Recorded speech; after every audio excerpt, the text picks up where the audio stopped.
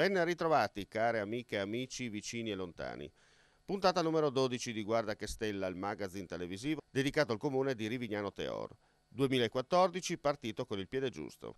In questo numero faremo tappa a Teor per la Maialata 2014 organizzata dalla locale Proloco e successivamente ci trasferiremo a Rivignano per sentire dalla bocca di Gennaro le iniziative in programma al ristorante Morarat. Allacciate le cinture, si parte, let's go! Abbiamo un componente del direttivo, grande successo. Direi di sì, calcolando la gente e l'afflusso che è venuto, è un grande successo. Noi per esigenze televisive siamo arrivati un po' tardi, come si dice, però abbiamo visto insomma una Teor invasa. Invasa sono parole grosse, comunque c'è stato un afflusso continuo per tutto il giorno. È iniziato alle 12? Sì, alle 12. Abbiamo iniziato stamattina verso le 10 a uscire il maiale, poi abbiamo proseguito la festa alle 12. Quanti anni che fate questa manifestazione? Sembra 7 anni che facciamo questa manifestazione. 5 anni.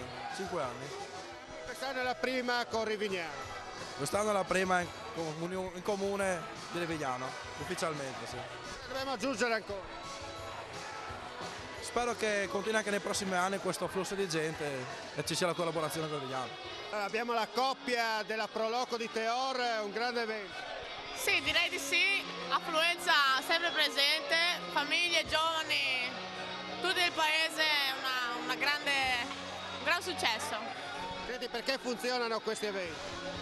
Perché la Proloco è formata da tanti giovani, noi portiamo il nome in giro e il riscontro è forte, siamo bravi. Siete i numeri uno? Sempre stati, dal partito del Green Ball in poi, sempre i numeri uno. Presidente, cosa dici?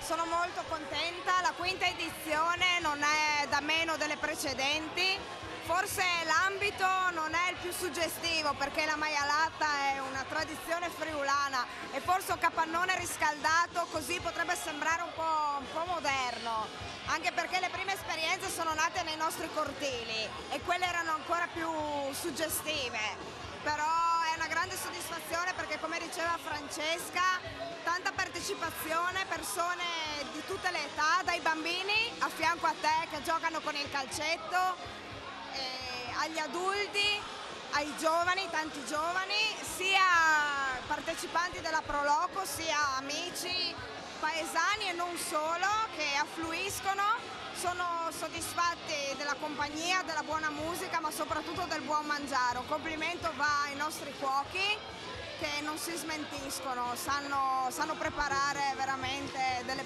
prelibatezze. Purtroppo, ribadisco, siete arrivati un po' tardi perché sulla tavola non c'è rimasto più niente, ma questo sta a significare che era tutto buono, forse un po' troppo buono.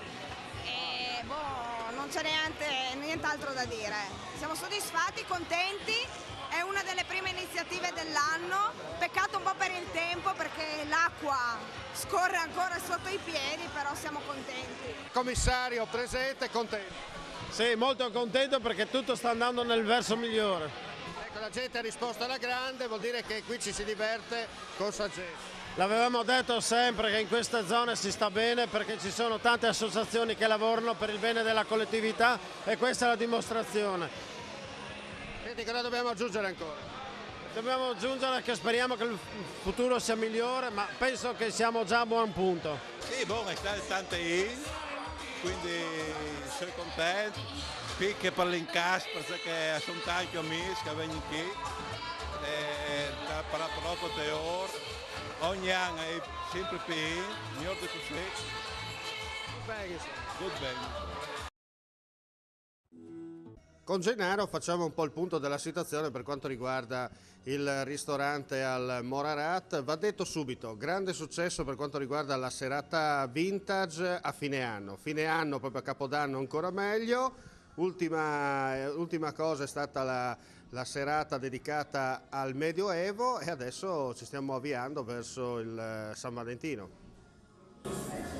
Appena finita la serata rinascimentale, l'abbiamo fatta ieri sera, andata molto bene, serata divertentissima, abbiamo visto i clienti molto contenti e molto divertiti. Ma sono contenti e divertiti perché qui ci si diverte? I miei appuntamenti,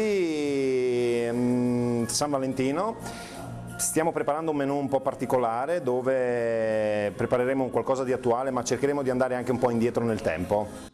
Dunque un rewind in salsa friulana? Esattamente, e poi credo che il Morarat si presta molto, è uno dei posti secondo me più romantici dove poter passare la serata di San Valentino. Ecco, ma senza stare tanto sul generico, lancia magari un'anteprima per curiosità ai nostri telespettatori. Prepareremo un menù a tema, un menù molto particolare e ovviamente un menù da scoprire, da venire ad assaggiare. Ecco, allora ricordiamo il 14 di febbraio. San Valentino al Morarat. Ecco, come si fa ad arrivare da voi? O telefonicamente 0432 77 6335 è il nostro numero di telefono, oppure basta andare sulla pagina Facebook. Al Morarat a Rivignano. Esatto. Non resta che dire buon appetito? Buon appetito. Grazie come sempre per l'ascolto, alla prossima!